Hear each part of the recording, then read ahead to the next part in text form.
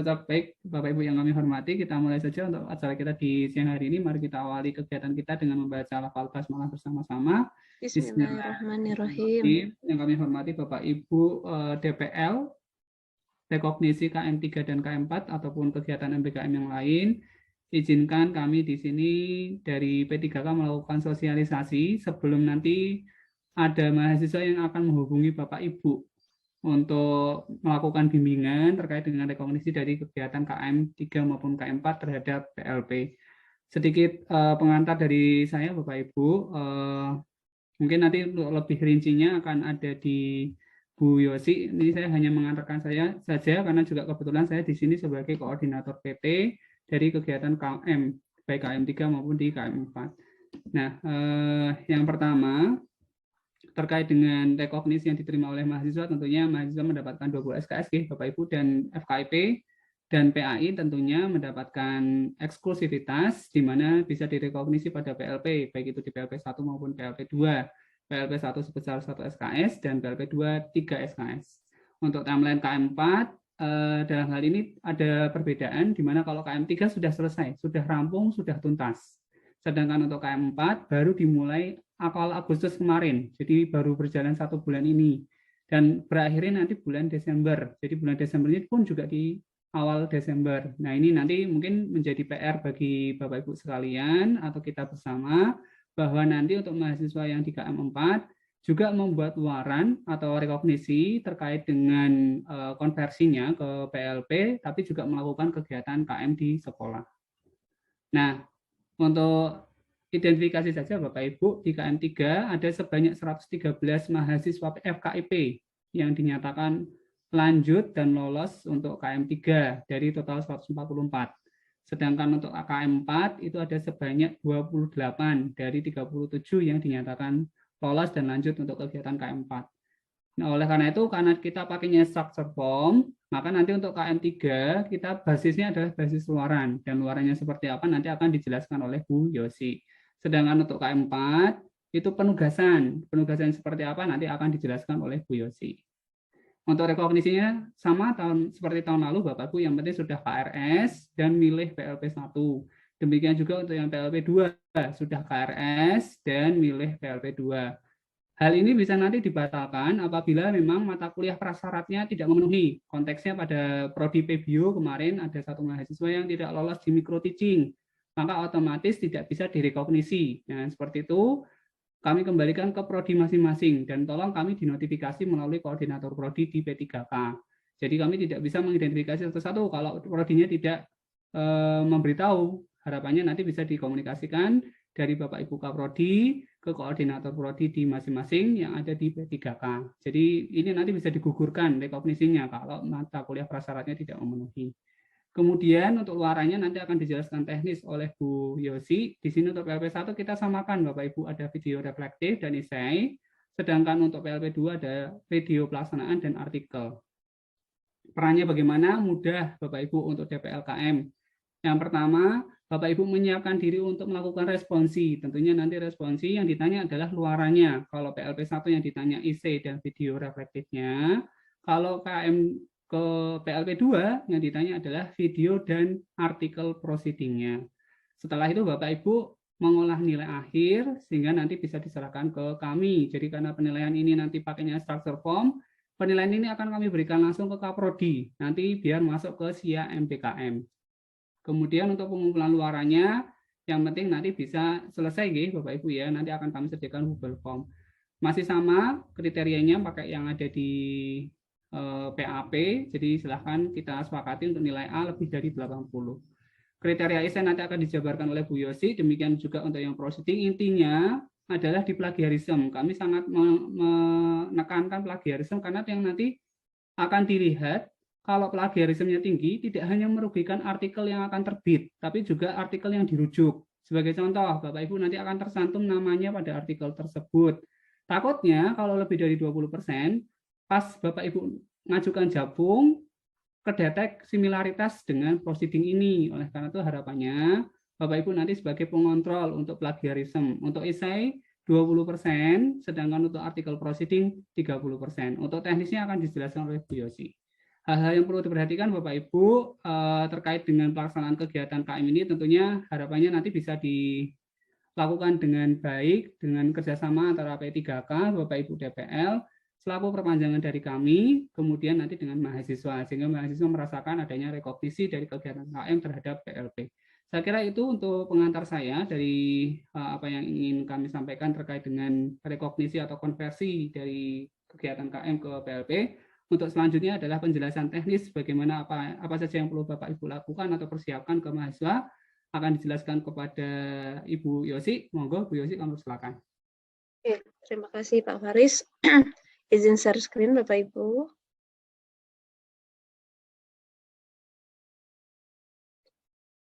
Ya, bismillahirrahmanirrahim. Assalamualaikum warahmatullahi wabarakatuh. Yang saya hormati Bapak Faris Setiawan selaku Kepala P3K.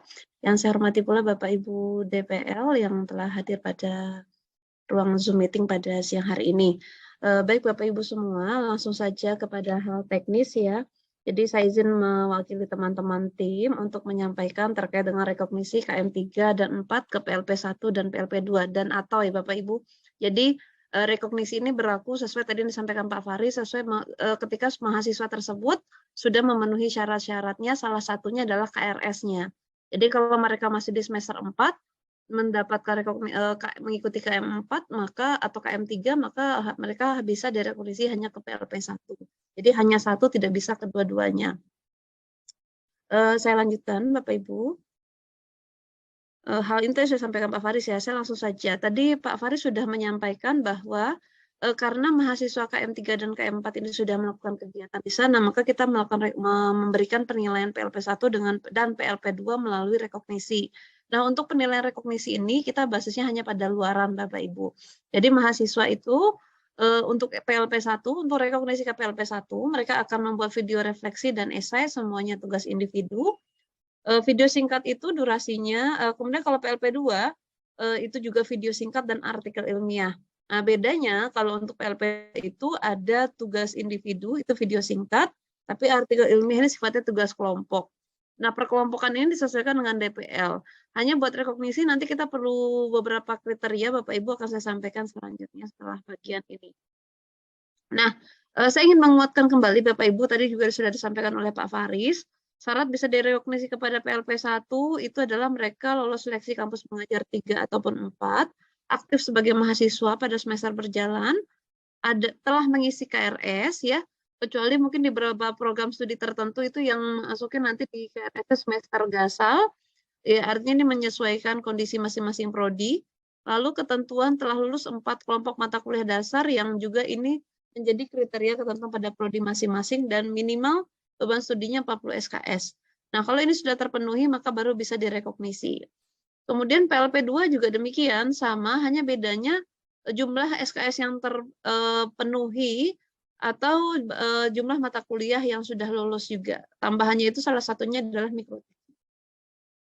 Nah, peran dosen tadi ya Bapak Ibu sudah disampaikan, aktivitas yang kami minta tolong kepada Bapak Ibu DPL rekognisi adalah tentu membantu mendampingi mahasiswa menyusun luaran rekognisi, melakukan responsi, dan mengunggah nilai rekognisi ke portal. Selanjutnya, timeline ya Bapak Ibu. Nah, ini yang penting sekali, dan mahasiswa sudah kami berikan sosialisasi. Nanti kami mohon Bapak Ibu untuk mendampingi mereka, khususnya untuk keluaran PLP1, termasuk video dan esai, itu mulai tanggal 25 sampai 8 September. Maka setelah itu, mulailah waktu pengumpulan dan responsi seperti itu. Nah, PLP2 juga demikian, dimulai dari tanggal 25 Agustus sampai 20 September mereka menyusun luaran, mengunggah luaran sekaligus memulai responsi. Nah, responsi sebenarnya boleh dimulai dari tanggal 6 sampai 10 jika ya syaratnya Bapak Ibu, syarat responsi dimulai adalah ketika tagihan atau luaran itu sudah tercapai. Baru bisa dilakukan responsi. Jadi kalau sebelum batas akhirnya sudah selesai, Bapak Ibu boleh memulai melakukan responsi. Nah, nilai untuk rekognisi itu kita hanya batasi di tanggal ini Bapak Ibu. Tapi kalau di reguler kan PLP2 itu kita batasi, PLP1 di minggu kedua dan ketiga September, sementara PLP2 itu di minggu ketiga dan minggu keempat September. Jadi intinya di bulan September ini semua penilaian sudah selesai terunggah di portal. Seperti itu Bapak Ibu. Nah, pengumpulannya Tentu kalau KM3 karena program sudah selesai, mereka hanya tinggal menyusun berdasarkan data yang ada. Kalau KM4 karena mereka masih bersamaan dan ini perlu bimbingan Bapak Ibu bagaimana mereka dapat mengambil topik ataupun dalam menyusun luarannya mohon bisa dikondisikan untuk didampingi.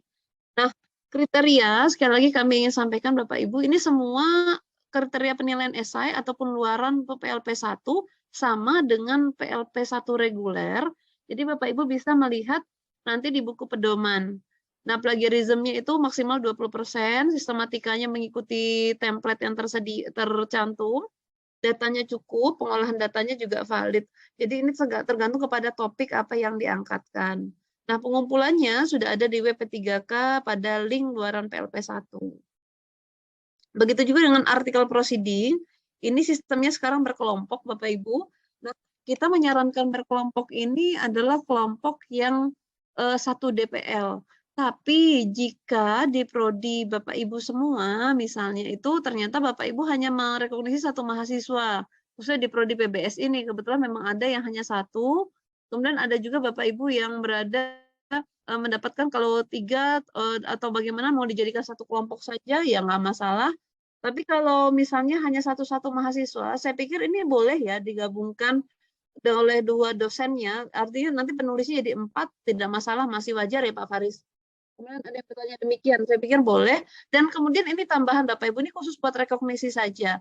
Jika mahasiswa KM3 khususnya yang telah terlaksana, dan mereka sudah publish artikelnya pada jurnal, ini kita kemarin kalau Pak Faris menanyakan, kalau saya izinkan, tapi kita kembalikan nanti ke forum bagaimana. Kalau kami kemarin menetapkan, kalau mereka sudah mempublish artikel jurnal artikel publikasi pada jurnal nasional yang sudah terbit, itu kita bolehkan sebagai data rekognisi, sebagai berkas untuk direkognisi dan tinggal menambahkan video. Nah, itu terkait dengan PLP2, pengganti artikel proceeding. Kemudian nanti berarti mereka tidak usah mengunggah DOJS, cukup mengunggah jurnal yang sudah terbit tersebut. Nah, informasi-informasi selanjutnya Bapak Ibu bisa lihat di WP3K. Sekarang saya akan tampilkan dulu Bapak Ibu terkait dengan panduan PLP1. Nah, untuk PLP1 yang pertama itu untuk luaran esai ya Bapak Ibu. Sebelumnya video. Videonya sama ya Bapak Ibu, videonya video refleksi. Nah, kalau mahasiswa yang KM3 berarti mereka video refleksi hasil kegiatan KM3 isinya begitu Bapak Ibu. Nanti tentu menyebutkan identitas diri, prodi, dan sekolah mereka, tempat mereka KM3. Mereka memaparkan refleksi hasil kegiatan mereka selama KM. Itu bukan laporan, tapi mengenai apa kesan mereka selama mengikuti KM3. Ini durasinya hanya pendek Bapak Ibu, sekitar 5-10 menit. Mereka boleh menggunakan musik sebagai pendukung ya, mempercantik tampilan video dan sebagainya, tapi pastikan semua pernyataan yang ditulis itu menggunakan ejaan yang benar, kemudian video diunggah di YouTube masing-masing mahasiswa, serta memuat ringkasan kegiatan KM-nya. Tentu ini ringkasan hal yang terkait saja, kemudian pengunggah wajib mencantumkan hashtag FKIP atau FAI, Sekolah Mitra, dan Prodi. Nah, contoh pengunggahannya demikian Bapak Ibu. Mungkin nanti kalau KM mau ditambahkan KM gitu atau begini saja nggak masalah ya Bapak Ibu ya, istilah penamaannya kita samakan saja.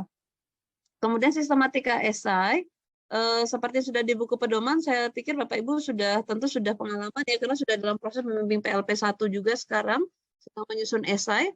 Intinya esai yang diangkat adalah bukan berarti adalah keseluruhan atau hasil yang dicapai, tapi boleh salah satu topik yang mereka amati. Mereka kan punya dokumen hasil pengamatan dalam kegiatan PLP1 kalau PLP1. Tapi kalau mereka, teman-teman kita ikut KM, ini khususnya yang perlu disiasati KM4 Bapak Ibu karena baru berjalan. Jadi kita bisa memberikan mereka arahan, mungkin mereka bisa memberikan seperti observasi awal dari kegiatan yang sudah mereka lakukan, atau mereka juga bisa membuat esai terkait dengan proses KM yang mereka hadapi itu. Jadi nanti silakan Bapak Ibu dimohonkan untuk